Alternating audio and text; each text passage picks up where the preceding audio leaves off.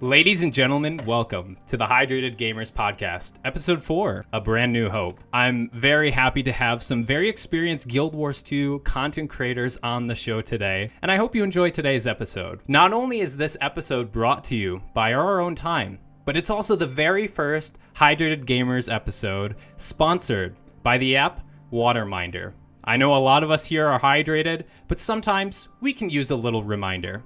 Tune in later on in this episode where I'll tell you more on how you can stay hydrated. Let's get this show on the road. Thank you so much, Bloom and Laranity, for joining me here today.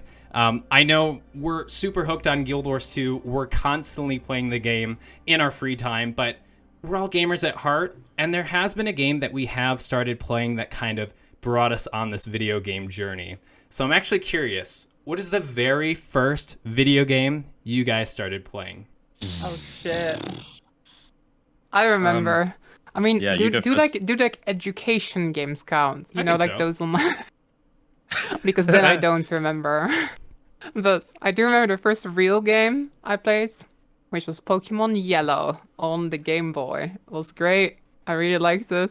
I remember my parents just kind of panicking because they had bought, like, me and my twin sister this Game Boy, and they were like, yo, Pokemon, they like that, they like watching that on television. And then the whole game was in English. And, you know, we were like Dutch. We were like 5-year-olds who didn't speak English. So my parents, they were like, we're gonna return it. And me and my sister were like, no, it's fun. I enjoy not knowing what's going on. And that's how I learned English. So pretty good Nice. start. Wow. Pretty good Awesome. start, I would say. That's awesome. That's really. Did you end up beating the game at that age, or you just kind of got lost at one point? Like it was actually kind of cool though, because there were all these older kids in my class that were also playing, and none of us could read anything. But we'd sort of like exchange information, you know, like, oh, Okay. you have to go here, you have to go there, and eventually, after grinding our Pikachu all the way up to level 100, we just beat go. the game. Nice. Yes. Nice. In the end, it worked out. Perfect. Nice to hear. Oh, cool. I mean, Pokemon's definitely a way to learn English, so you were definitely ahead of your time. So I definitely remember playing really early Pokemon. I think it would have been Pokemon Emerald would have been my first Pokemon. But before that, I have like kind of vivid memories of playing on the Game Boy Advance. I had one of those, and I was playing I distinctly remember like 3 side-scrolling games. One was like a Star Wars Attack of the Clones game. Another one was a Power Rangers game, and another one was an Astro Boy game. And all 3, like those combined, I just like was obsessed with my Game Boy at the time.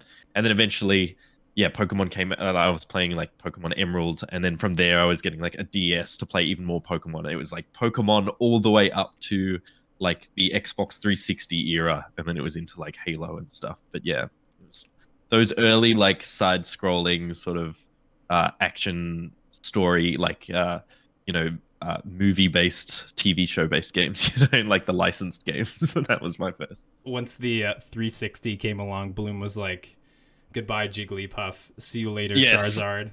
I'm off to Yeah. play as Master Chief. In the bin, baby games, go away. I It's don't want Halo to now. play with you anymore. Exactly. Yep. Nice. Oh, I feel like I kind of got to break the cycle because I'm not going to lie. I liked playing GameCube as a kid. The only reason I learned about it was because I had a friend back in the day in school tell me about Mario. But that wasn't actually my very first game. My very first game, shout out to my parents for buying a PlayStation 1. And I actually played, I think it was the original Crash Bandicoot or like the second Crash Bandicoot game. And my parents tell me to this day, or at least my father, he's like, you know, the one mistake I made with you is giving you a PlayStation controller at the age of 4. He's like, if I could take back anything, I'd probably take that back. So we have a good chuckle about that. So I think it's nice to kind of see, you know, we're Guild Wars 2 content creators at heart. That's what we kind of enjoy creating at the moment. Who knows what we enjoy creating years from now, but it's nice to kind of learn what kind of video games you guys have created or played. Yeah. Regardless, let's jump into Guild Wars. So currently, if you guys are listening to this episode, it's Halloween, spooky, I know. I think you got to share this with us, Lara. So not only do we have the Mad King Clock Tower, but Lara came up with a very interesting challenge. I'm just going to let you take the floor, Lara. Go ahead. I'm being like thrown straight to like the piranhas right now. Yeah. Yeah. No, it was actually my chat who came up with this. You know, the clock tower is one of my favorite things to do in the game. I really like jumping puzzles. I spend too much time just jumping around in Divinity's Reach. You know, when I'm like on a Discord call or I'm supposed to be productive, I just get on Guild Wars 2 and I just jump around. So, you know, over the past 10 years, I feel like I've learned how to jump. If there's one thing I can do in this game, it's jumping around randomly. So we needed the challenge for the clock tower because, like, you know, every year it's the same. It's not as hard anymore. The 10th time you're doing it, the 10th year, right? So like someone in chat, like, I tried doing it in first person. Turned out it wasn't actually that hard. It was like 5 tries until we got it, and then someone was like, "Why don't you try doing it backwards?" And I think it was supposed to be a joke. I don't think it was supposed to be serious. But I went like, you know what? It's actually a fantastic idea. So I've been spending the past couple days of my life trying to do the clock tower backwards. It's really hard. It's very challenging. I don't blame you. I feel like this is... Oh my god. You know, it is very difficult for most normal players that are like, jumping puzzles, nice. And I think it's kind of one of the most difficult ones because you have, if no one's played it before, but I think a majority of you guys listening to the podcast do play Guild Wars. But if you haven't done this jumping puzzle, there's like this poisonous fog that like slowly comes up to you. And if you get caught in the fog, you're out of the jumping puzzle. You got to restart from the beginning. So you're kind of on a time limit. There's a little bit of pressure. You're a bit stressed out. This jumping puzzle is very difficult. Some people have never finished it.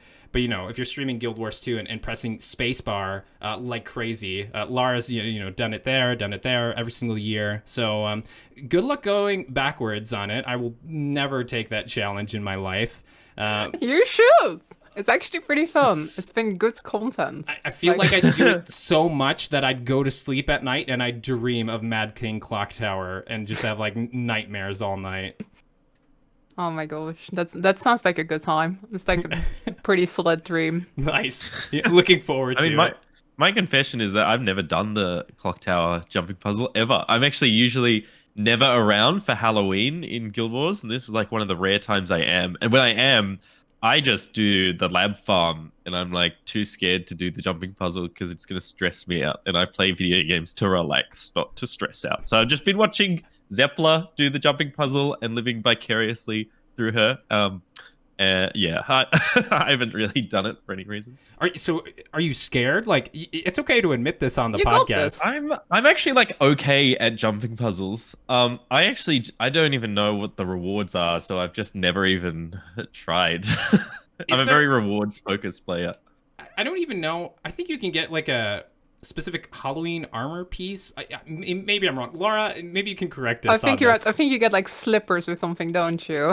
It's a very like, oh wow, cool, great. Like, I've lost half my hair doing this, but I guess I'll take this reward. Why not? So there's no really incentive to do it other than like, yay, I've done it. You get your little like Boy Scout badge because you've made it to the top.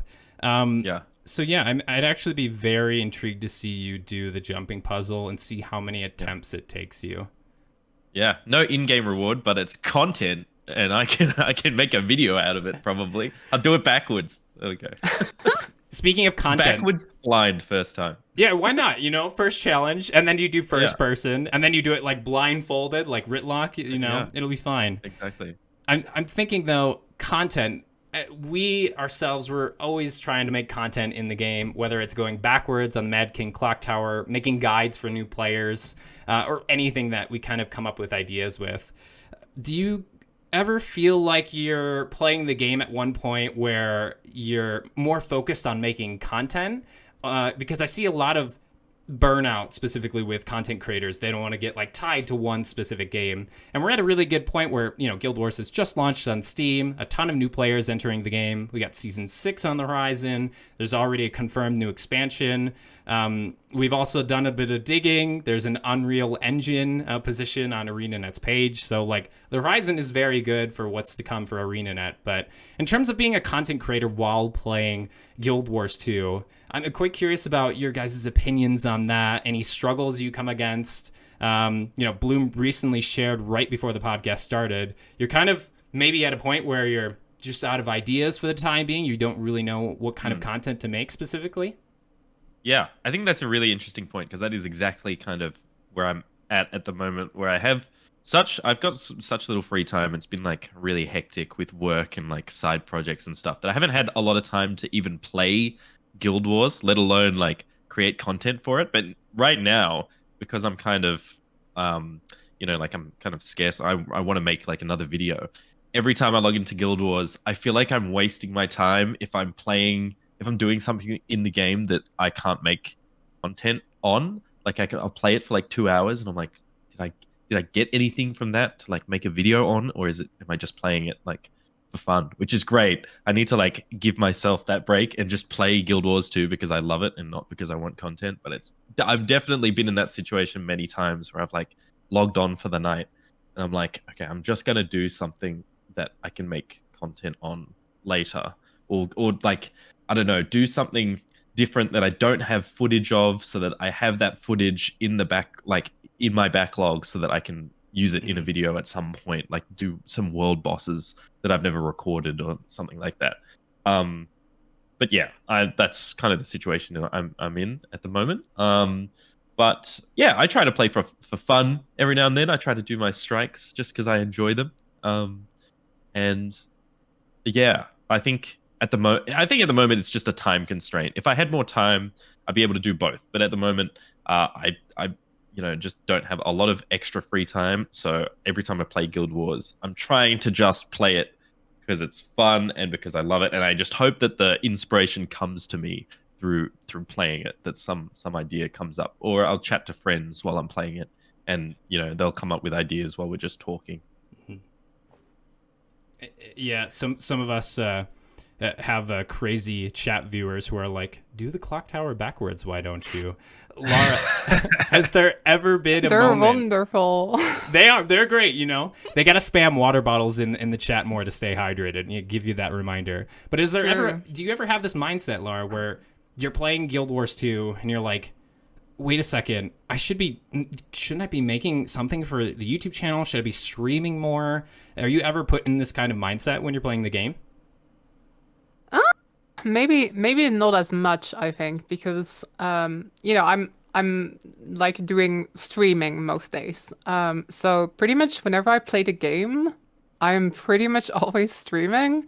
So it's kind of like, when I do YouTube content as well, and when I do YouTube content, I kind of have sort of the same thing you're saying, Bloom, where you're just kind of, I guess, like looking for things. You're like looking for ideas. You're looking for like, hey, what could be useful footage and stuff.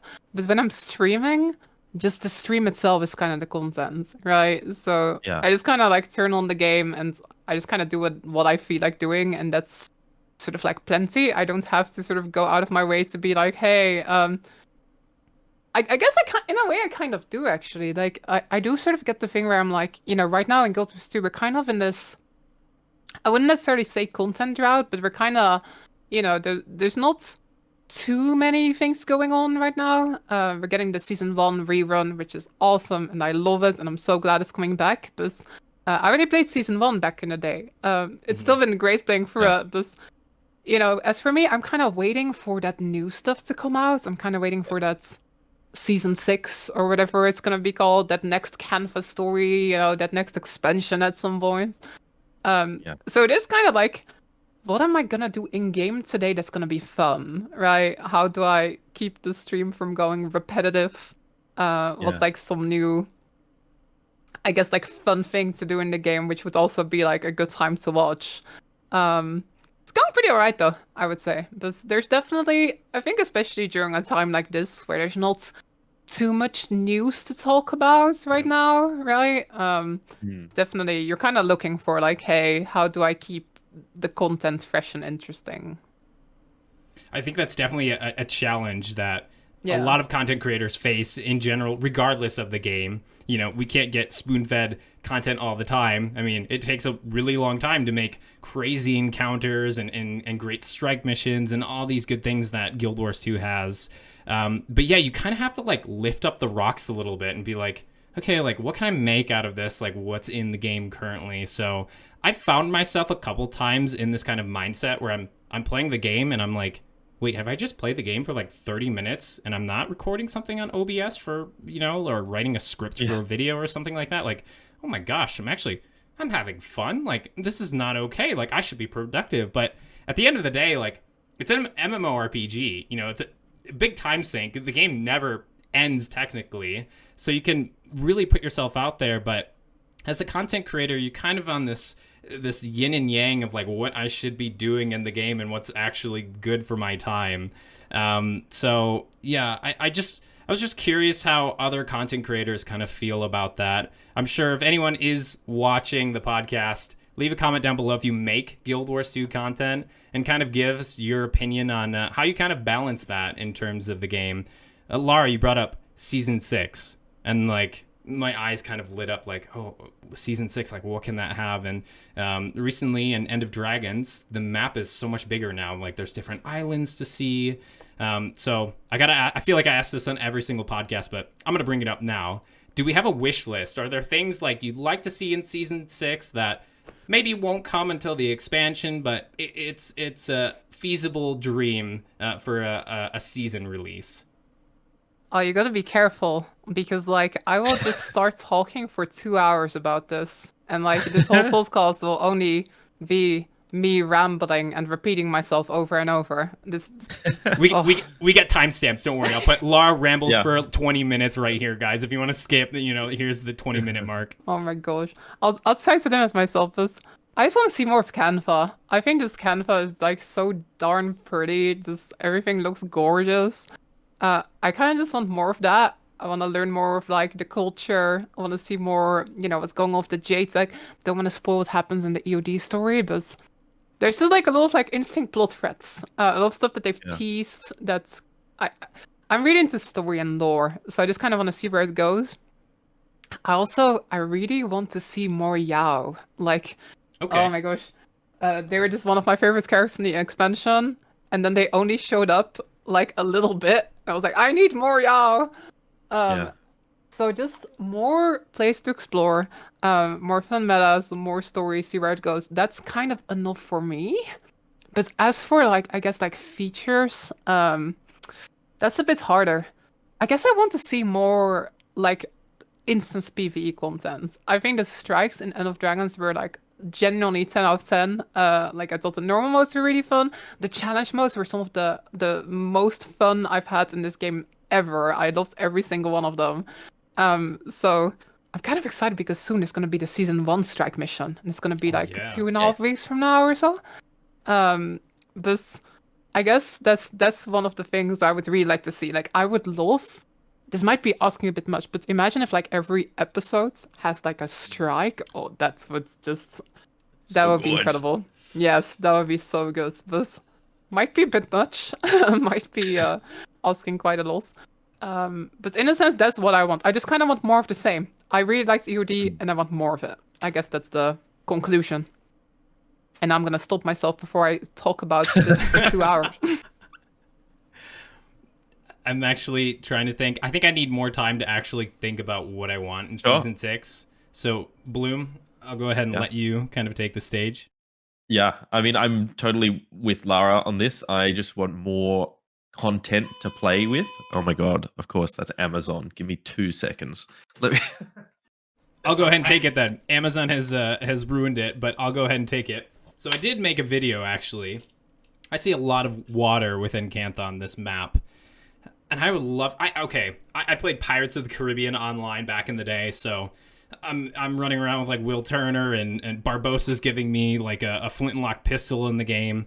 And I was like, okay, like, yes, this is so cool. And you can sail ships and do like, you know, shoot cannons at players and swoop over to their ships, and you know, you're pulling out your sword. And I was like, oh, so cool. And when I saw the skiffs in game, I was like, okay, this could be so cool. But if we take this a level up, this would be fantastic, like sailing to the next island kind of thing. I love waypoints. Like, don't get me wrong. I think they're amazing to get from point A to point B. But in terms of like old school MMOs where you're hopping on the horse on like Lord of the Rings and you're making the journey from like Bree to, I don't know, like Weathertop or something like that. I do miss this kind of vast openness, and I feel like they can kind of do that with the water or the unending ocean within Guild Wars 2. I think that would be so cool. So this is a wish I have. I think this is more expansion stuff, maybe. Probably not season. Yeah. But in terms of a season, I still need to think about my wishes. Bloom's back. Amazon has brought you off, so go for it. Bezos has stopped annoying me. To piggyback off that, I will say for an expansion, I really, really want a pirate, corsair, buccaneer themed expansion. That is like my wish list. I'm just off the back of watching Black Sails, which is like piratey Game of Thrones. And after watching that, I'm like, man, I want to be on a big ship with my crew fighting like big sea monsters and that sort of thing. I love the Leviathan fight in End of Dragons, and I just want more of those like massive like world bosses that are in the water, that sort of thing. Great idea for expansion. I love that. You for two are Living like World, in sync. Like I you know. want the same. Exactly. For Living World, tricky to say. Like Lara, just want more story, more content in End of Dragons. My favorite moments in End of Dragons was stuff like in Kaineng City when you first arrive and you like eat noodles and you're just like sitting there with Rama and you're eating noodles, and the little like sort of interrogation, like conversation scenes in Cantha where you're just sitting at like a noodle bar and eating, and you just being fed some story and that sort of thing. I love that like ground level side questy stuff. I would love if they expanded on side quests in general in a Living World season. Just like you've got a main path, but you've got proper actual side quests. But I also just want Tengu. Just give me playable Tengu. That's all I want. You think Please? That's my one wish. This would actually be like a season wish. Do you think that would be a mind blown for me if like, by the way, brand new season, completely free if you have End of Dragons. Also, Tengu's playable. Go have fun. Like that would, I'm sure it would knock everyone's socks off. But do you think they'll actually put a playable race within a season release? Hard to say. I don't think so. I feel like they would bundle it in with an expansion, but they've added like mounts and stuff with Living World before. I don't think it's out of the question. If they got it running before an expansion, I would hope that they would just slip it in there for a Living World season. And especially like I know Lara's made the point that like they haven't actually called it season 6 or anything, and they seem to be maybe reinventing the way that they do story in the future. So if they are doing that and they decide to sort of rework how masteries work, like they don't want to implement so many new mastery lines per map, that sort of thing, if they just focused all their attention on making playable Tengu for a season, I'm totally down for that. Bird's confirmed for not the Living World, but the whatever new chapter of Guild Wars 2. That would be so cool, actually. I'd be very excited for that. In terms of like mastery, can you guys imagine in like 2 years from now, someone like runs by you, they're like level 1,219 mastery level. I think maybe a lot. And I was actually looking at like the experience needed for like End of Dragons, Path of Fire, things like that, like how much you actually need in terms of experience to get all the masteries. And I was actually blown away because Heart of Thorns is actually the one you need the most experience for to get all the masteries within that. Are you guys maxed out on masteries in the game? This is where I actually see who's a hardcore gamer and who's like more of a casual person. So I want to know. Yep, here we go. I get some good reactions right there. Do you guys have maxed out masteries in the game? Yes. I imagine Lara does. Yeah. Yeah. I used to not have it maxed out though, because like Iceboot Saga masteries are so grindy. I think there's a lot of people who have like max except Iceboot Saga. But I did max it out. I really like seeing that number go up. I don't care that much about like achievement points and stuff, but the number next to your name that gives me a lot of dopamine whenever it goes up. So I've chased those mastery points. I do have a sting in my heart when you're like, Iceboot Saga masteries are really hard. And like legit, I have almost everything maxed out. I'm kind of taking my time with End of Dragon, so eventually that'll go up. But yeah, it's just Icebeard Saga. I'm like, why do I cannot find enough mastery points? Like I have the XP to do it, but like I just need more of the points to just confirm it. And it's just like Drizzlewood Coast all over again, like these achievements. So I can totally understand a lot of people who don't have Icebeard Saga all the way maxed out. So yeah, I'm a filthy casual. Sorry, guys. I'm go ahead and I'm admitting this on the podcast. Apologies, but you're not. I'll make you feel not lonely because I too feel like I consider myself a casual in terms of mastery points because I've got all the XP. It's just the points that I haven't gotten, and like some are ridiculously easy. Like I'll just be flying in New Cunning City and I'll see like an End of Dragon's mastery point that I don't have, and I'm like, how did I not get that? That's literally just sitting there, and I just wasn't bothered to go and like go off the path to go grab it. So yeah, I'm basically just trying to harvest points. Little secret, I also don't even have like auto loot, like the Central Curia mastery. I think it's points. I don't have any points, and I think at this point the only way to get more mastery points for me is to do like quite specific achievements. I can't accidentally get more points, so that is something I'm gonna have to kind of go out of my way to do. So yeah, in regards to that, I don't have maxed masteries. I'm not even close. I think I'm still under 400 or whatever it is. I think I'm at like 370 mastery level. Spamming F every time you finish a world boss. You're like, oh, I gotta run to the chest real quick to loot it, kind of thing. Literally, I'm so used to it at this point that I forget that there's even like a mastery to not have to do that. I'm just so used to it in like every MMO to just run it and just spam F. I feel like the lab farm is probably a lot easier if you don't have to run over corpses and hit F every time. But, you know, so that might be some motivation to get that going. You're just playing hard mode Guild Wars 2 is what you're doing, because you always got to... Yeah. And you know what? I got that mastery where you can auto loot, and then I remember going to, like, the chests, and I'm like, why can't I loot it? Like, is this glitched for me, guys? And I had no idea that this mastery now gives it to me now. I'm like, oh, okay, like, kind of cool, but... I kind of miss the like opening chest animation. Like you don't really get to see that kind of thing. So, it's definitely something I can't live without. Once you have it, you're kind of used to it and adjusted. But it's so cool though. Us as content creators, we feel like if you do /played, I'm sure you're like, oh god, that's a lot of time in the game. But even then, there's so many goals you have within Guild Wars 2, mastery points, things like that.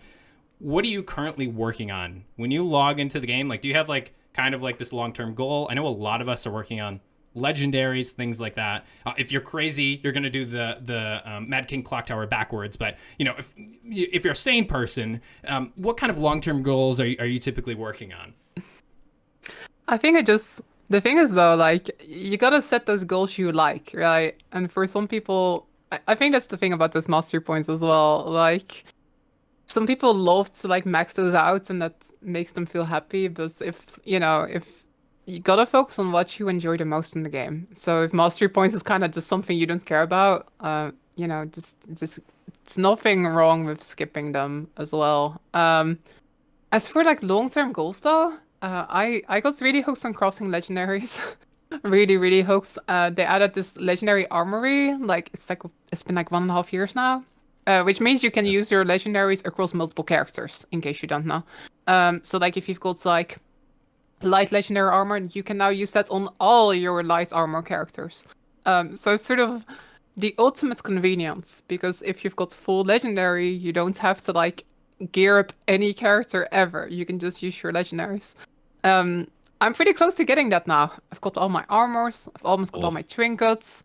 I kind of want all the weapons, kinda, but that's gonna take 1,000,000 years.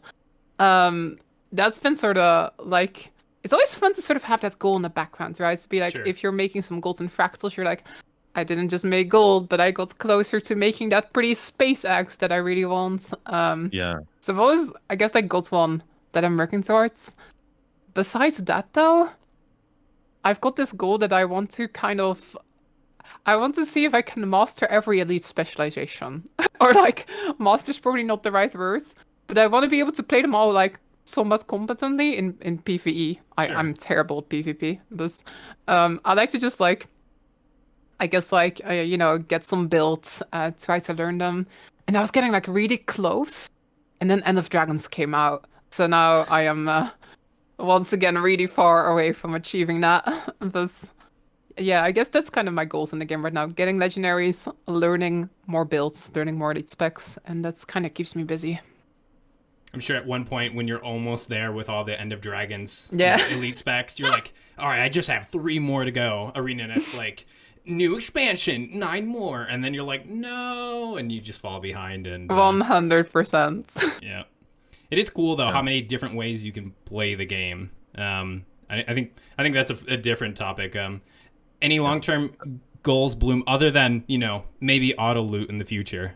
Yeah, I mean, I'm with Lara. It's like I'm all on the legendary grind right now. I think in general for players, if you're stuck and you don't know what to do, go for a legendary. Specifically, I would probably go for the new like Aurene ones for End of Dragons and just go for one of those because they're quite a simple path to get to. And then you've got the variants on top of that. Because at the moment, so after Legendary Armory dropped, I decided to go ahead and actually complete legendary armor. So I went and got the like raid legendary set. So I have that full set now. Mostly, like there is an element of it that I wanted to have the stat selection and have this gear across all my heavy classes. But I also do a lot of transmog, and I'm out of transmutation gems, and I want to be able to freely transmute my characters. I have like no transmutation charges. So having legendary armor to just freely transmute all the time, which is a cool benefit of legendary armor. I love that. I got the Aurene Greatsword and I have Astralaria, and I'd like to work towards the Shining Blade, like another legendary weapon. But every time, like I'm basically just saving up my gold at the moment through strikes and raids and that sort of thing. Because once I hit the amount of gold I need for Shining Blade, I'll go craft it. But every time I've saved up like 200, 300 gold, a new variant comes out for the Aurene Greatsword, and I go for that, and my money's gone, and I start from 0 again. So that's been my loop at the moment. I've just been constantly farming gold and then losing it when a new variant comes out. I like them a lot, but they're sapping away my gold. And apart from that, I'm trying to go towards the fractal back piece, the legendary back piece for fractals. Slowly working through that. And to piggyback off Lara's point as well, I'm also just trying to multi-class and learn like every class in PvE. I just end up rotating through them week by week. I'll just be like, this week I want to try and like really learn Elementalist, and that'll be a fun time. So yeah, those have been my goals. I mean, mostly just legendaries and learning classes, to be honest. Yeah. Lara, do you have an Aurene legendary? At least one of them. Okay. I've got 2 now. I crafted the dagger at first, and then I was like, oh well, that dagger's really nice, but it's like for a dagger, it's actually very large. But I was like, it's kind of, I kind of like the way it looks, but I just kind of wish it was even bigger and like more shiny and more obvious. So it's like I need to craft another one. So now I also have the staff, which cool. is like, Yeah, nice. I really like them. They're great. I actually have the dagger as well, and when I wielded it, I was like, did I accidentally craft a sword? Wait a second, like, this is so big. And I can totally relate to you, Bloom. Like, every time a variant comes out, and I was really picky. I was like, 350k karma? That's insane. Like, that's huge. And I was, like, hesitant to buy something. And then that shaman on Twitter, he brought up a great idea to get karma for Winter Stay in December. It's a great way to like farm out karma during the holiday event. So I was like, okay, maybe I can go for one. I was looking for something water themed, of course, me. Yeah, that's my theme. And the Jormag variant recently dropped, and I'm like, do I wait for Suwan or do I? Okay, I'll go for Jormag. But it is like a journey to kind of get a variant. I thought, okay, I just buy the requirements and I'm good to go. Like I got it. But no, that's just unlocking the achievements. Like, okay, now you're on this quest to go through Icebrood Saga. I still have Masteries to go through, so thank you, ArenaNet. Like, great job. So I'm going back through here and trying to get this kind of variant, but it does kind of rob you of a lot of gold and what have you, unless you're some player who's got like thousands of gold, then it's probably no big deal for you. But a normal player, it's definitely a journey to go through. So long-term goals, of course, if the mastery number gives you dopamine, spike that up. I think that's a great way to kind of like explore all the expansions in the game. Legendaries, of course, are great, but I think at the end of the day, like wherever your friends play, like if you have friends who are super into PvP, grind out PvP with them. Like you're gonna have more fun with whatever your friends are playing in the game. I have a lot of friends that I get into the game and then they stop playing and an expansion comes out and they come back in and then they're out kind of thing. So I'm always kind of like running around world versus world and pretending like, oh yeah, these are all my friends, like so much fun. But some of them attack me and it's not so much fun. So I feel like there's a lot to do in Guild Wars. Once you're kind of tired of PvE, okay, let's jump into PvP. I'm tired of PvP. All right, time to press spacebar in Divinity's Reach. There's so much content within the game, which is great. I'm just curious, though, do you guys feel like there's a game mode that ArenaNet has not given as much love? Like, do you think PvE needs more love? World versus world, things like that? I'm going to say... Oh, you go ahead, Lara. Oh, yeah. Okay. I think, like, what's it called? From what I can tell, I keep hearing that PvP is not getting that much attention lately. I am not that much of a PvP player myself, though, so I find it a bit hard to like judge, I suppose. But it feels like, World versus World, they've mentioned that they want that to be a cornerstone game mode. They're really investing in that. There was just a beta like this week for the World Restructuring, which I really enjoyed, by the way. It's just so fun to like be able to play with your guild together. But PvE is always getting new stuff. We've been getting the season 1 return stuff. We're getting a new strike mission like 2.5 weeks from now. We know that there's going to be more Canva maps and stuff. It kind of feels like PvP is maybe the one that's falling behind a little bit. Again, it's a bit hard for me to judge though, because I'm not much of a PvP player. But just from reading the patch notes and stuff, it doesn't happen very often. I'm like, oh, that's a cool new PvP thing. Or like, oh, hey, it's a new PvP map or something. This kind of feels like PvP is maybe the one that's currently being neglected a little bit. Yeah, I agree. I think PvE right now, they've found a pretty good rhythm and they're just going to keep up with that. World versus World is like kind of neglected, but we've seen their plans to rework the reward system and add new rewards.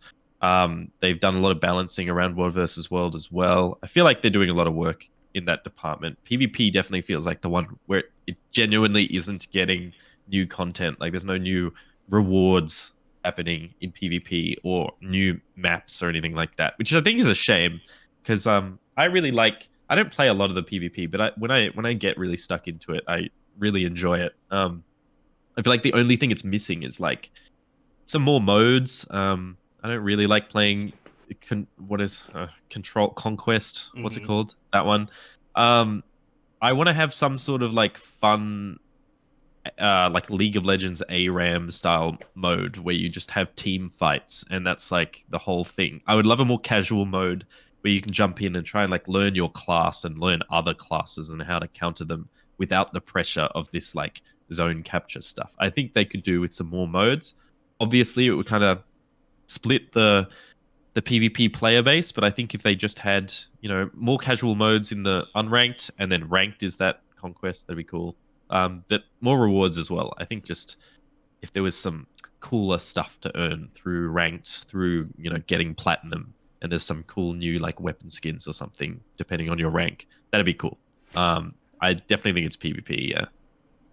I think it's really cool. We as MMORPG players, we're always incentivized, if there's that new shiny or like what's the next achievement point we can kind of chase, that kind of keeps us going. And for a lot of gamers, it kind of keeps us going to keep playing games, which is great because not only can you earn achievements within games like Guild Wars 2, but you can also earn achievements outside of Guild Wars 2.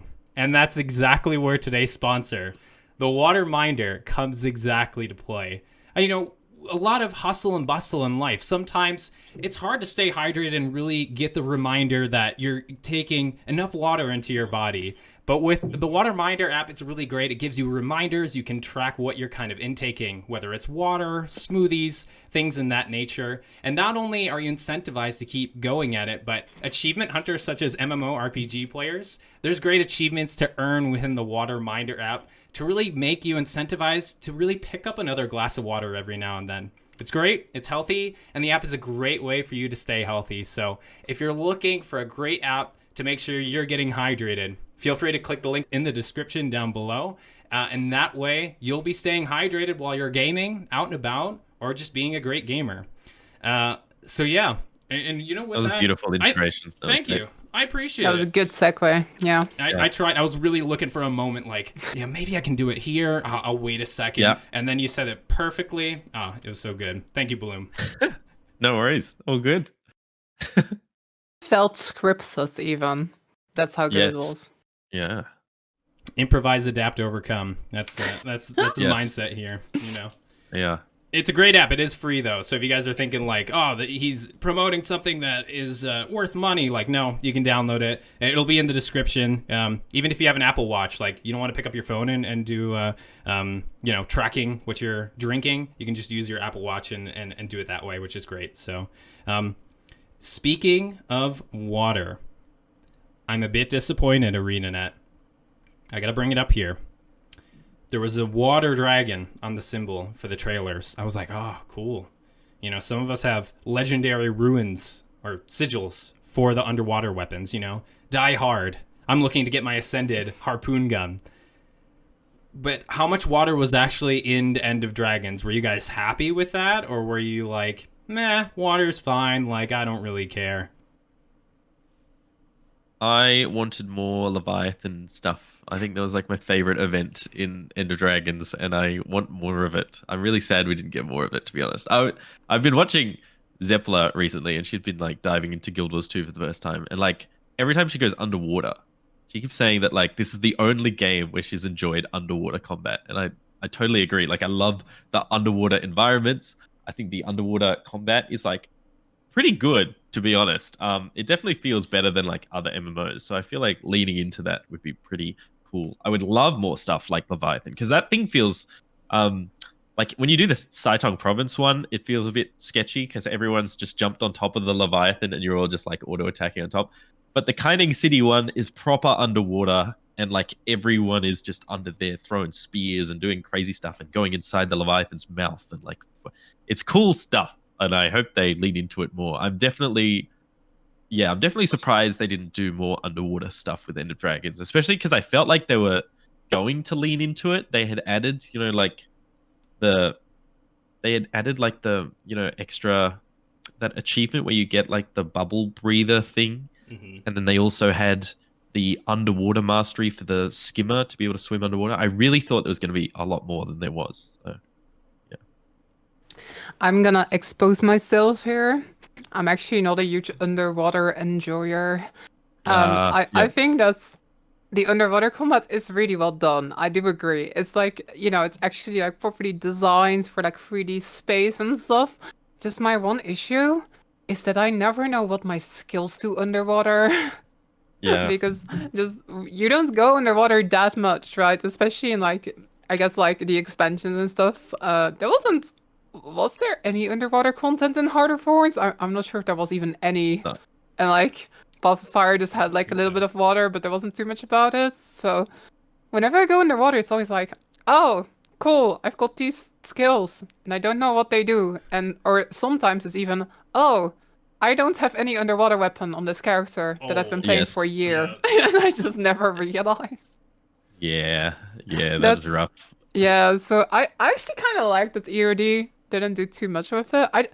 The thing is also just I really like the lance combats. I know exactly what my skills do. I've like spent hours practicing. So I think I kind of like lance combat more. I do think though that if they would lean more into the underwater thing, and if they actually like made it more of a focus, I would probably learn my skills, and then it would probably be fine. Yeah. So I'm kind of conflicted on it. One part of me is like, whenever I get like the underwater fractal, I'm like, oh no. I have to use my level 62 underwater spear gun Oh now. gosh. Yes. But it's like I said, like maybe if they just leaned into it more and it was more of a focus and there was more underwater content to do, that problem would kind of solve itself. Because I do agree, the underwater combats in Guild Wars 2, I think, is easily the best underwater combats in any MMORPG. Like in most Yeah. MMOs, you just go into water and then you just kind of like fly in there and you just kind of do your Yeah. same attacks, you know? Mhm. Yes. Some So games don't even have underwater. Some games you just kind of walk slowly, and go yeah. under the water until you like slowly, just drown in the game. And I Yeah. was actually listening to another Guild Wars podcast, a very new one. I think they're called Legends of Tyria, and they were talking about how underwater was so mind blowing when they first played the game. And I'm just like you, Lara. Like 3 months ago, or no, this was before End of Dragon. So I'm like, okay, I don't know anything about underwater. Like I go underwater and I'm just like mashing buttons because I don't know what the skills really do. I'm not reading. And I was like, okay, I'm gonna study the underwater skills because there's gonna be underwater content in End of Dragons. I can feel it. I'm ahead of it. So I went ahead and I looked at all my skills and I was like, okay, what things do condition damage? Because that's the build I'm using. And there was one skill that did it. And I was like, okay, well, the Harpoon 3 is what I'm going to use the whole time, and that's it, because that's the only thing that did condition. So luckily, I've simplified it for myself. But I think once you kind of spend 10 minutes reading the skills, you get a little bit more confident as to what to do underwater. And then you're more incentivized, like, okay, actually, I need a weapon that's level 80 instead of that level 62 spear, like, let's get that going. But yeah, I can say 100% like land combat is where Guild Wars 2 shines.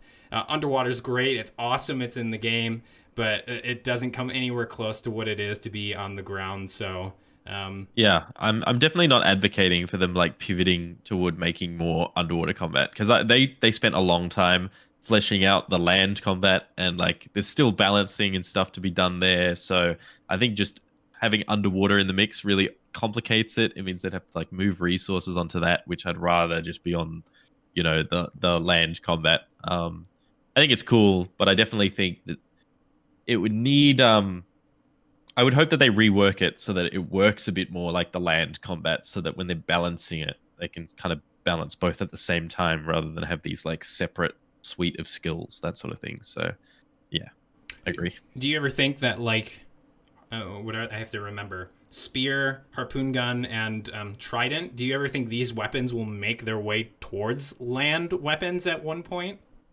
I think spear, yes, but the other two would be weird. Harpoon gun would be like essentially stepping on the toes of rifle, and trident would be kind of like staff. So I don't know how it'd work. The spear, yes, but the rest, I'm not sure. I remember when they teased like the Virtuoso for EOD and they just showed like the silhouettes kind of, right? And a lot of Yes. people thought that it was gonna use a spear. It was just a dagger in the end. But I was in camp spear. I was like, they're adding Yeah, land spear. It's happening. me I mean, too. it just makes a little sense, right? They already have the skins. Like making a brand new weapon, like you'd have to make tons and tons and tons of skins. So it'd be kind of weird. All the weapon sets don't have the new weapon in it. Like, but spear, there's tons of spears.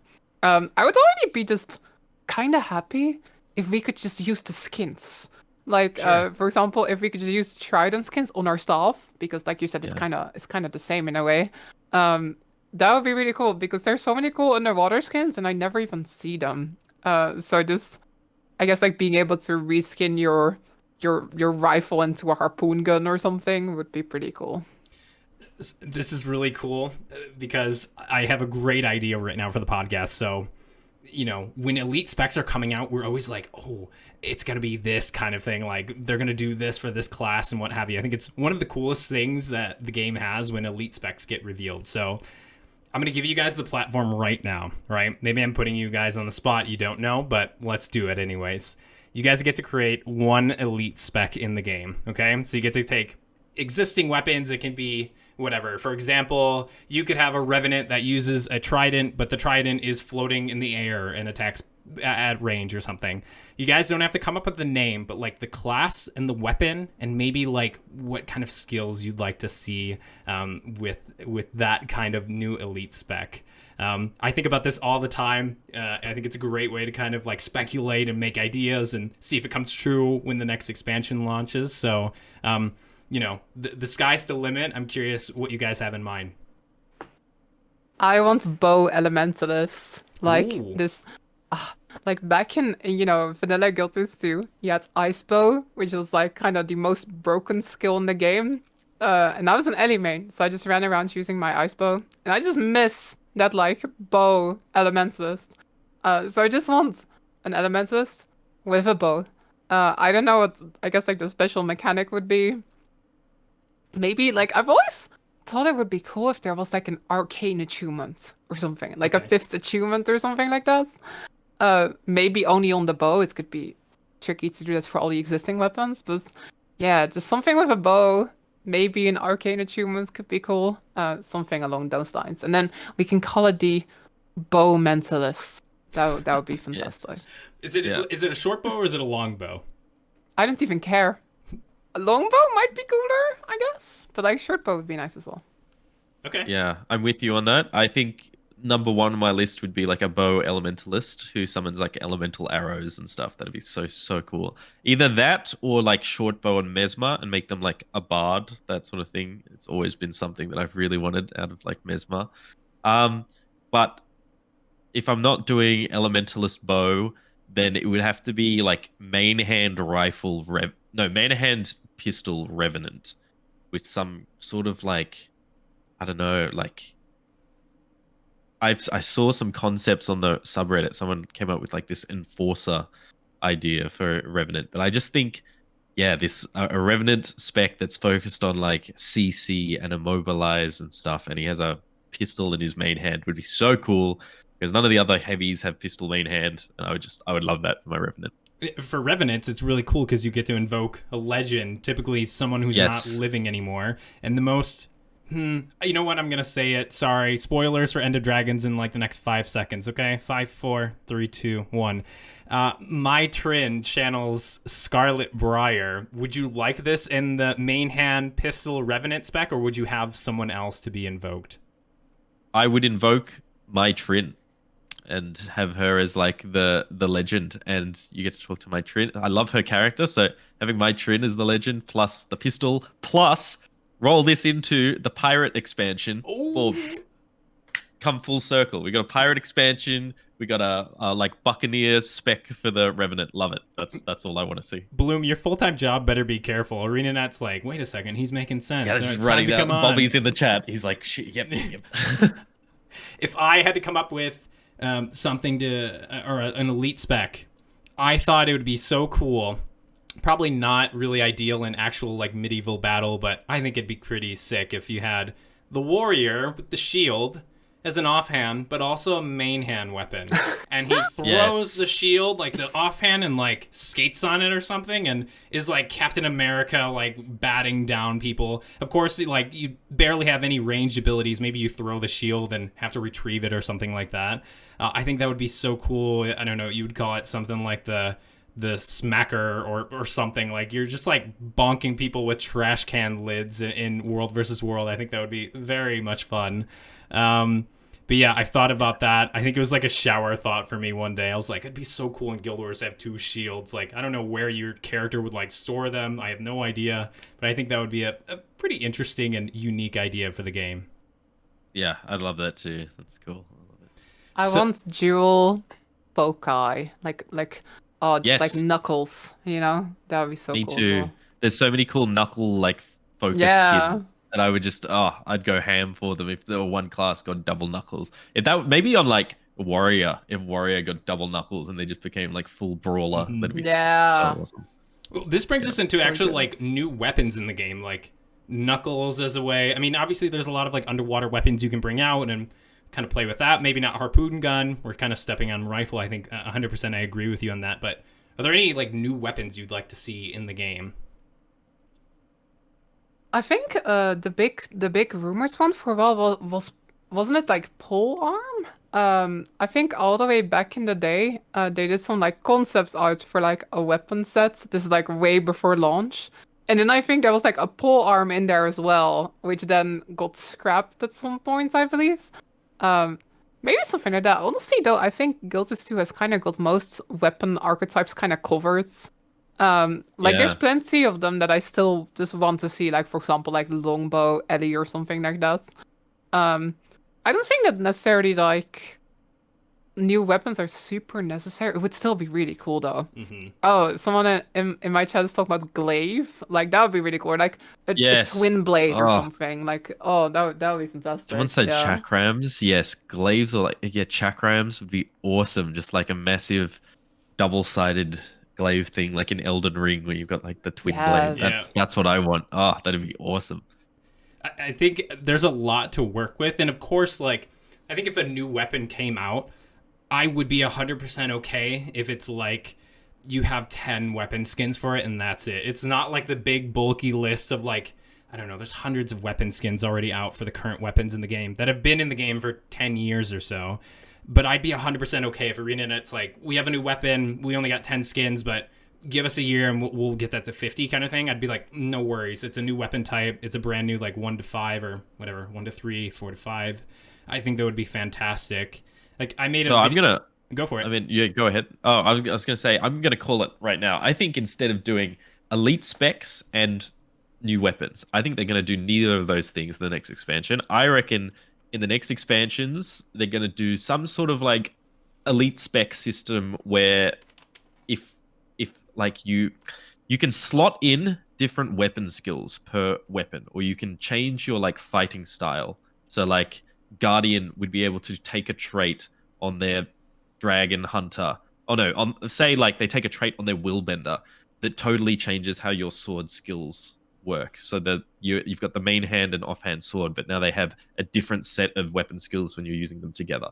Stuff like that I would really, really love. I yeah, the same as like focus, for example. Like if a class already has access to focus, they could do something where you take a trait and it switches the skills that are on the focus to be something different. I think we've seen a little bit of precedent for that with stuff like recent, like the Virtuoso has, when you take Virtuoso, your sword 3 or whatever, the teleport becomes a different kind of teleport. It takes you to the target rather than away or stuff like that.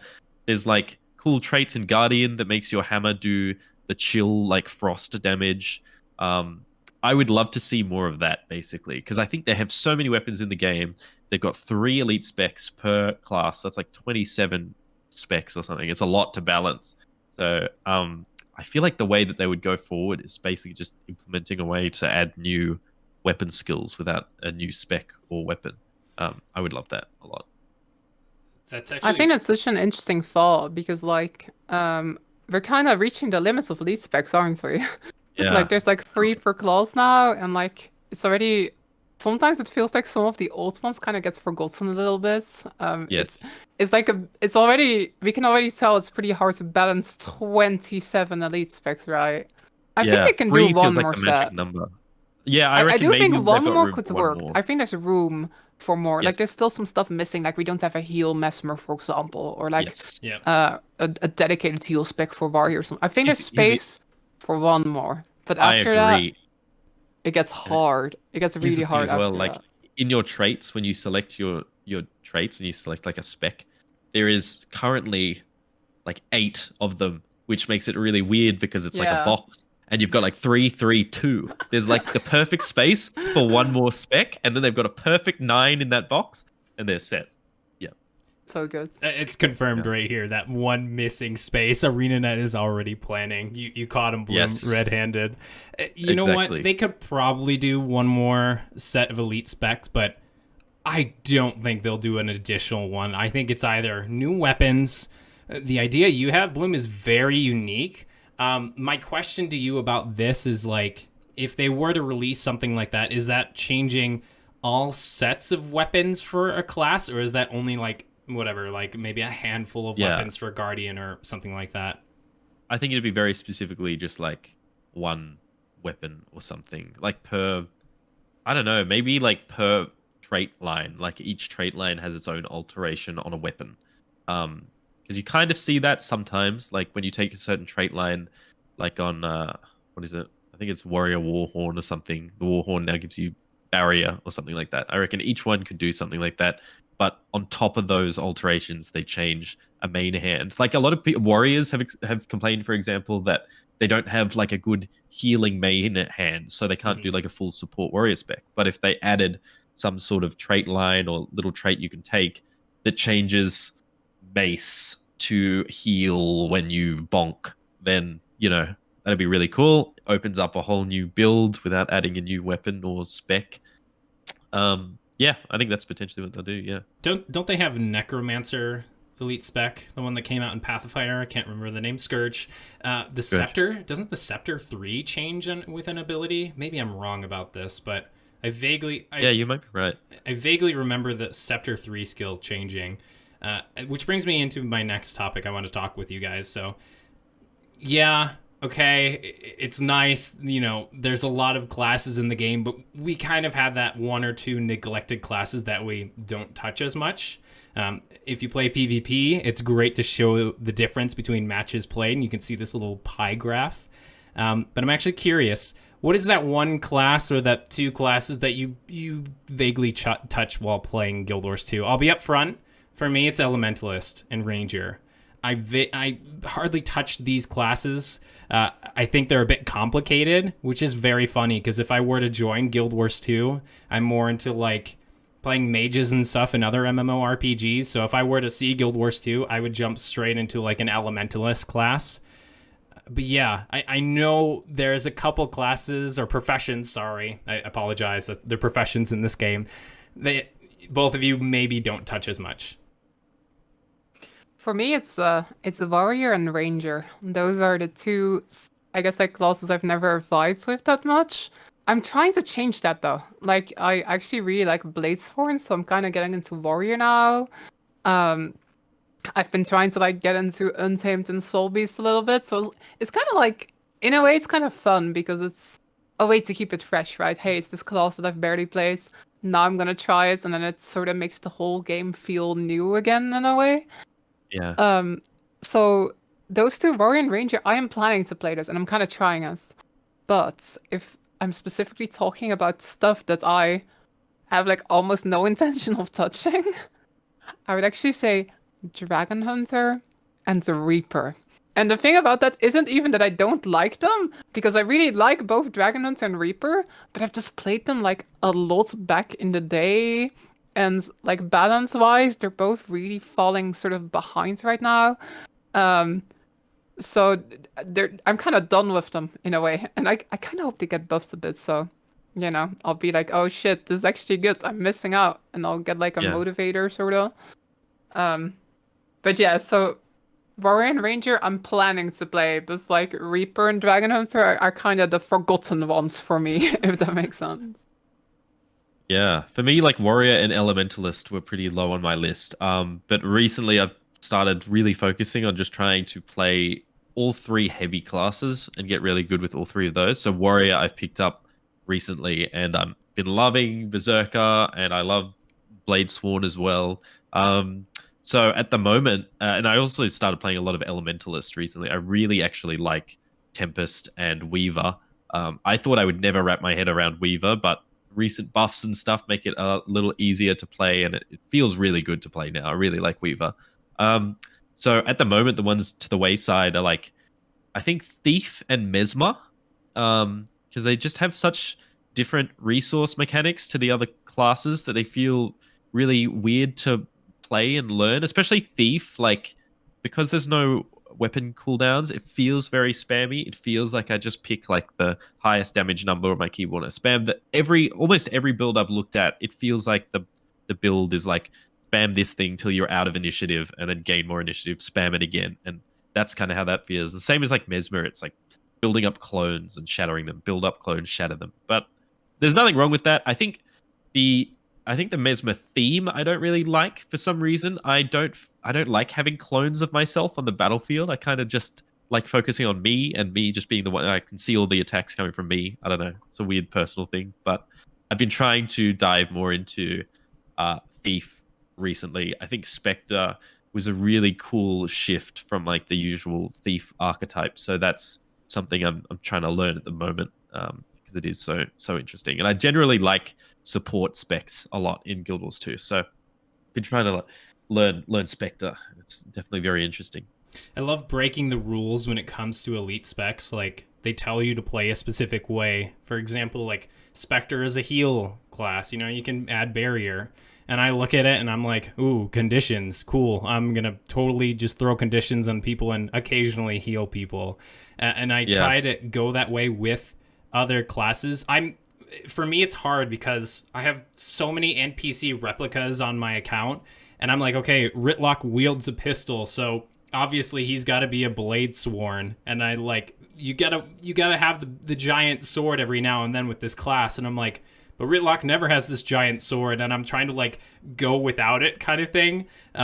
Berserker's very fun on Warrior. I have had a great time with running around as Ritlock and doing so much burning damage. So I try to see if I can break the mold of what ArenaNet's trying to give to you. Like, Reaper is a DPS class, and I'm like, can I make it condition damage? Like, is there a way I can do this? And some classes work better than others, obviously, but you can have so much fun in this game. Like, everyone has different ways of playing, and just like you said, Bloom, like, Thief has initiative. So when I played Thief for a year and a half straight, and then I'm like, I should probably play different classes in this game. I'm like, there's weapon cooldowns. Like, people are waiting for their like favorite skill to come unlocked. I'm like, I can just spam that one skill on Thief. Okay, this is a new way to play. So I think that's really why Guild Wars is so great. And if you're ever at a point where you're burning out, it's great to re-roll, even if it's like, I've never touched Ranger. It's time for me to go in there and hunt down different pets and things like that. So props to ArenaNet. Like, I think it's hard to balance so many elite specs and things like that, but it's great fun. I'm having so much fun learning different ways of playing the game and elite specs that I barely touch. Yeah, maybe it's, I don't know. I have like a hot take on spec design, and I actually wish they would go way more specialized on each elite spec. Like, Spectre is just pure healing. All the traits are just different ways to heal, and that's it. Because like, condition damage Thief already exists, you know, like the other spec already has that. And I don't know that they need to have so many specs in the same class treading on each other's toes. Because like stuff like Druid, I think, is excellent class design. I love Druid because I just mained Druid in I like straight up Ranger. Druid was what I played for the first like 1,000 hours of Guild Wars 2, because it was just like very specialized. You do like no damage, you're just all healing, and I love that because that feels like an actual specialization.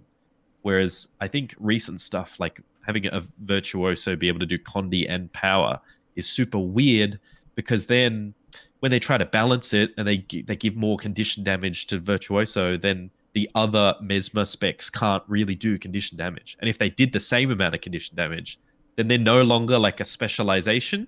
You know, they're just like two different flavors of doing the exact same thing. And I wish every class they divided it into like a power spec, a Condi spec, a support spec. But then you lose a bit of that flexibility. But I would hope that the flexibility would come in like being able to alter the way that you do those things. And they're all actual play style changes. I kind of agree, because it's also it's kind of strange in a way. There's like a lot of different freedom when it comes to how to build your character, right? But I guess when you go into the min-maxing mindset a little bit, like the thing we have right now kind of defeats the kind of removes the amount of freedom you have, right? It's like, oh, I'm playing a Condi Virtuoso, I'm always gonna pick the free Condi traits, right? Yeah. And it's like, oh, I'm a power one, I'm always gonna pick the power ones. In a way, it would be like, I guess, like more limiting. Let's say the whole spec is like only power traits. In a way, it would be more limiting. Like you're always playing this as power, but in a way, it could also be more interesting that there's sort of like multiple flavors of playing power, if that makes sense. Yeah. It's interesting to think about, because you're right. Like back with Druids, they definitely went like, all these are pretty much all like focused on healing. And nowadays it feels like with EOD, they really went like, we have like a power line and a Condi line and kind of a utility line, right? It's interesting to look at how it sort of transformed over the years. The design. It feels a bit like wasted potential, because I feel like you had 9 traits that could have been like interesting on Virtuoso, where it's all just like power DPS, and you kind of just change the way that you build or spend the blades, and I don't know, Yeah. some interesting utility in there, and you maybe change them up for different fights and that sort of thing.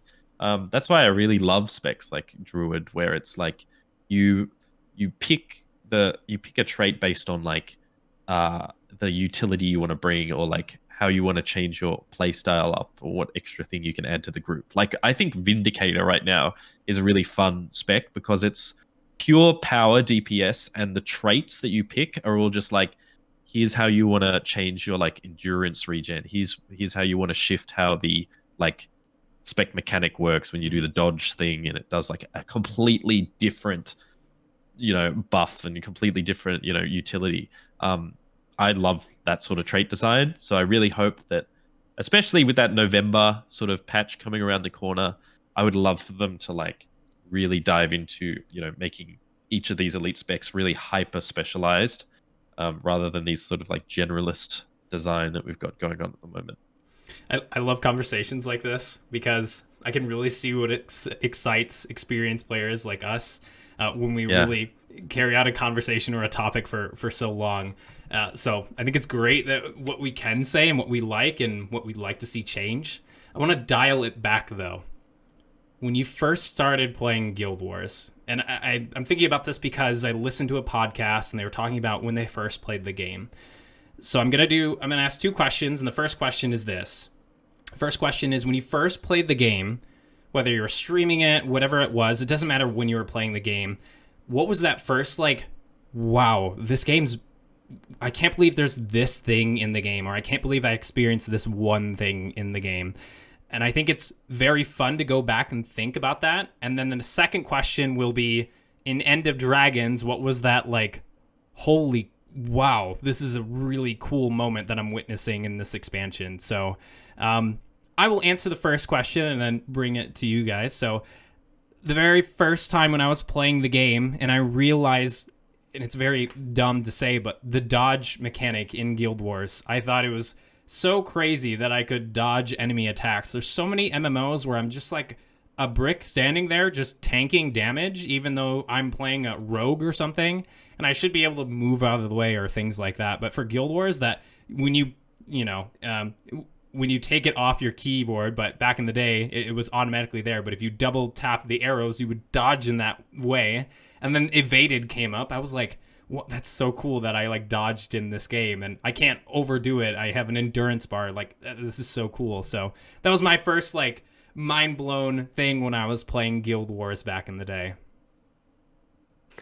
I think for me it was this might be a bit silly because I don't actually do this too much, but I think it was jumping puzzles. Just like the first time I was like just out in the open worlds, and then I had like a friend who showed me that if you went underwater and then there was like a plant, and then if you just kind of swam through the plant, this is like a whole jumping puzzle like hidden in there in a cave. I thought that was so cool. Just the sheer amount of detail in Guild 2's open world, all these like hidden little things you can find. I've always liked exploration in games, and just having this like this MMO world that's not, I guess, like kind of boring, but has like really interesting stuff for you to find and stumble upon as you play. That was really a big moment for me. That was a big one. On top of that, like that was kind of the big thing that jumped out of me was like Guild Wars 2's exploration. Specifically, like dynamic events are like the coolest thing ever in an MMO, and I have such a vivid memory of like playing my first character, my Asura, and doing this. Like this was the big moment for me where I came up to this like public event that was basically constructing that massive portal. And you'd have to go and like fight the Skrit or something, and you'd like find pieces for the portal and take it back, and you'd like construct this portal, and then out of the portal spills like all these enemies. You're gonna fight the enemies, and then I remember like that leading me to some cave, and I was basically with like 3 or 4 other randoms, and we were just all new to the game, experiencing it for the first time, and we just like fight through this entire cave. We get out the other side, and there's this beautiful like lagoon inside of like a cave, and there's just like a hero point there, and it was just such organic like exploration that to me is like the massive highlight of Guild Wars 2. And I actually feel like they've not done as much of that in expansions because they've really focused on having like this AAA quality with like a solid story and like repeatable events. But I really hope that they kind of add more of this exploration aspect, these dynamic events that like open up new pathways that you couldn't go to before. That was like the standout for me. And even to this day, when I like re-level a character with a friend, I'll experience dynamic events that I've never seen before in the game that lead to like weird little mini dungeons that I've never seen. There's some awesome, cool stuff. That for me is the highlight. And on the polar opposite end of that, for End of Dragons anyway, like my favorite aspect from End of Dragons was actually the ending, which I won't spoil, but like the ending instance just has incredible music, crazy spectacle.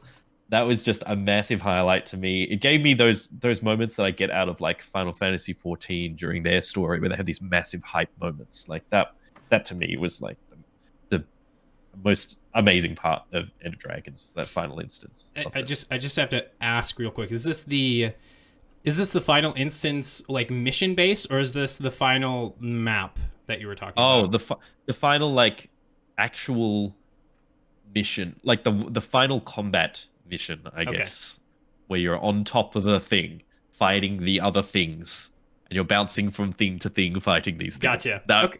Yeah, the music then it just lines up perfectly. All the story context, like all the dialogue that's being given to you during that time, it's just all perfect. It's just like the best end cap for the Guild Wars 2 storyline. It was awesome. Loved it. Yeah, End of Dragons was definitely mind-blowing. And I have the whole playthrough of me playing the game on my YouTube channel. It's a playlist, so you can see my first initial reactions. I'm a huge nerd for this game. Like, I absolutely love Guild Wars 2. So there was a specific moment in the...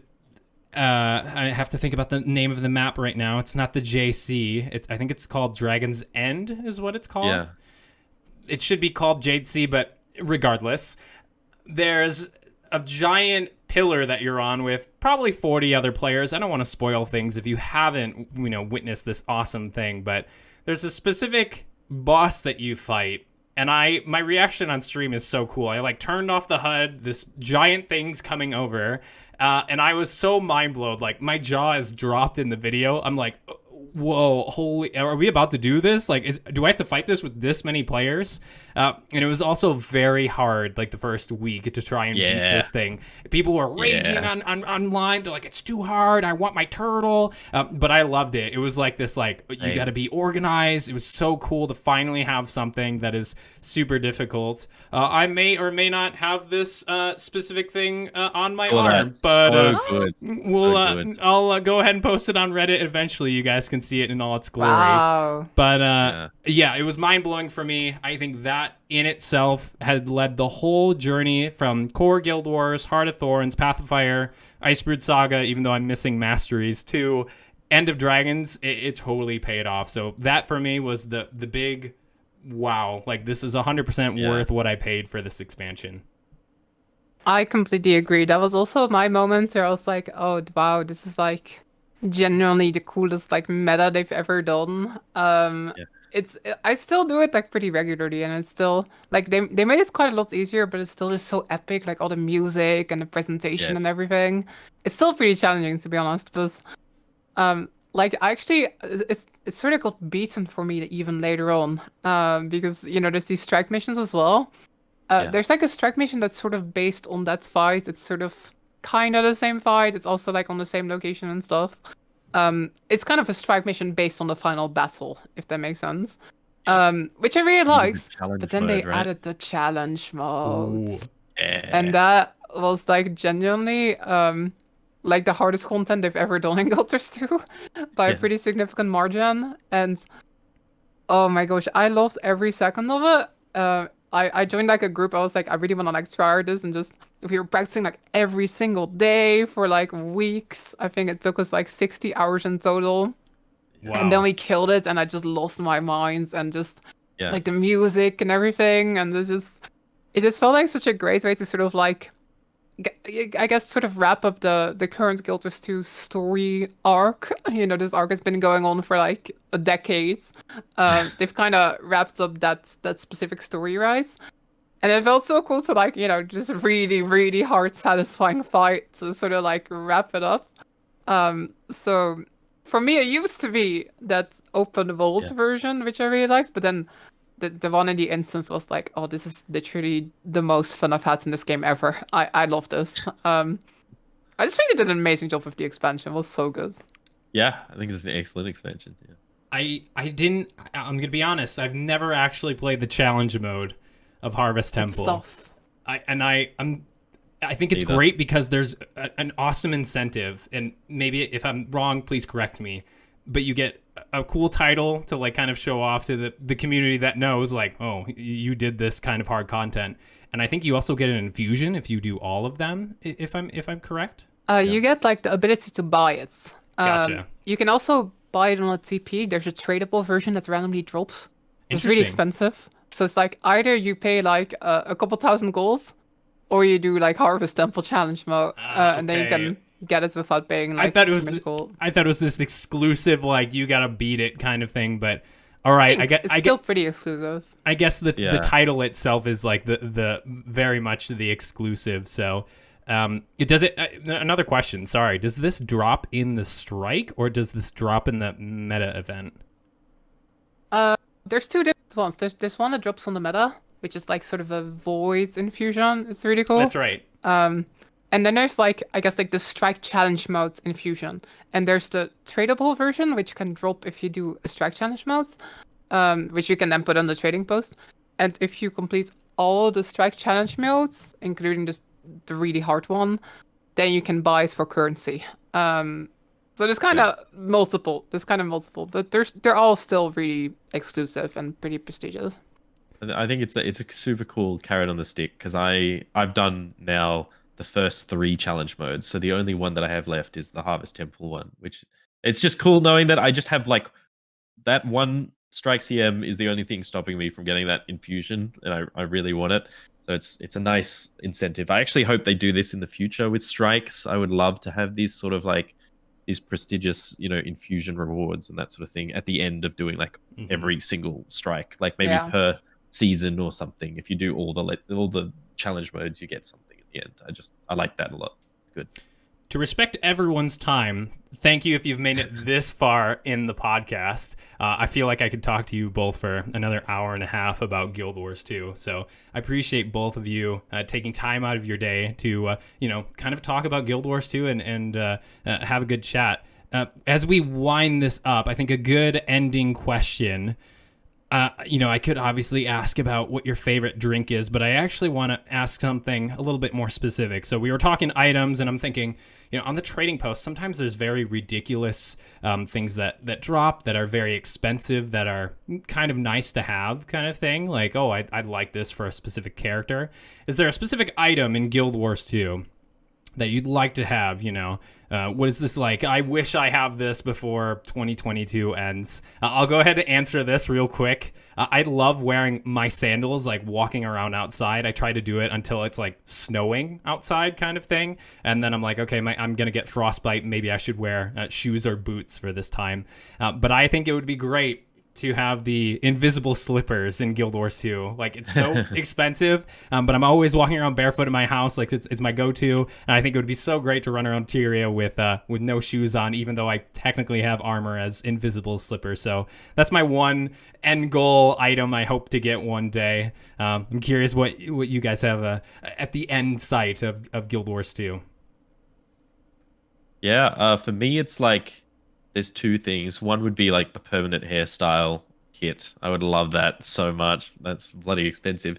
The other thing is I really love Char, but I don't play like any of my Char at the moment. I pretty much just play like Sylvari and Human. But I would love a reason to play my Char more. I love their design. There's that Visage of Karnur helmet from, I think, from the Drizzlewood Coast meta event that's like very rare. It's that awesome like helmet box. It's about 1,000 gold, so like not that expensive, but if I've got like legendaries in my sights, I'll just like never afford it because I just constantly spend the gold on legendaries. But that helmet looks great. Like I love cultural armor, and that is just like the perfect char helmet. It looks so cool, and if I had it, I would play all my char way more. I've considered buying it so many times, like just saving up the gold to get it, but it's just slightly too expensive to like warrant it, you know. My answer is also gonna be the hairstyle kit. Just like you can just like change your hair all the time, and it's so nice. Like you go to a raid pool, and it's like, oh, on Cairn, I always have this hairstyle, and then on Merced Yeah. Overseer, my hair is always blue or something. And you just change like every 5 seconds. Oh, Be so good. yes, it's just I'm spending all my gold on legendaries right now, which are a bit more useful, Yes. technically, but one day I want their stock kit. Something I've recently kind of wanted though, and unfortunately this is not on trading post, but they've been adding these skins for the Jade bots. And Yes. those skins, they were just like, they only showed up if you used the Jade bolts. But on Right. Tuesday they did a patch and they added a mini, which is your Jade bolt basically. And they actually implemented it really well. Like it sort of follows you around, and you don't get like duplicate Jade bolt. Like it actually like teleports and does stuff when you use it. So it's basically your Jade bolt like following you around all the time. That's so cool. It's great. And now I kind of want all the Jade bolt skins. Yeah. Also, don't want to like spend a ton of money on like Black Lion keys though. Yeah, But who knows? Exactly, because these Jadebot skins, at least the couple that are, 2 of them that are in the game, they're tied behind Black Lion chests. And I saw this one, I don't know if you guys have seen the movie, Howl's Moving Castle. Yeah. But one of them looks like Calcifer. And I was like, oh, that'd be so cool to have, but the Jadebot never appears. No way, like, it's not worth it. The mini drops on Tuesday, and they take the Calcifer one out of the Black Lion chest. And I'm like, I was literally like, if I can buy Black Lion keys and he's in it, I'm going for Calcifer. Like, I don't care how much money I got to spend. And they took it out. So I'm so bummed. ArenaNet, if someone's listening from the studio and you made it this far in the podcast, bring back Calcifer, please. Like, I'm begging you. I want mini Calcifer to follow me around and yell at me. I think it would be so good. But I was going to say as well, I love the implementation of them because they're actually like slightly bigger than like normal minis. They're bigger and they kind of like sit like here. They don't like trail behind you way in the back. They like kind of when you're idle, they just sit like right here. So I would love like a little, for me, my wish list is just having a little mini like dragon Jade bot that just like flaps there. I love dragons. I just want a little mini dragon that sits there. It's not even like a full dragon. It's just like Primordius's head from like Dragonstorm. It's just like floating. Yeah, exactly. Yeah. Awesome. Thank you both, Laranity and Bloom, for joining me on today's podcast. I hope you stay hydrated. Again, we got the WaterMinder app to make sure you guys are staying hydrated. And everyone else out there, link is in the bio. Other than that, thank you so much for watching. Ladies and gentlemen, we'll see you on the next episode. And until then, stay hydrated, gamers. Bye-bye. Thanks for having us.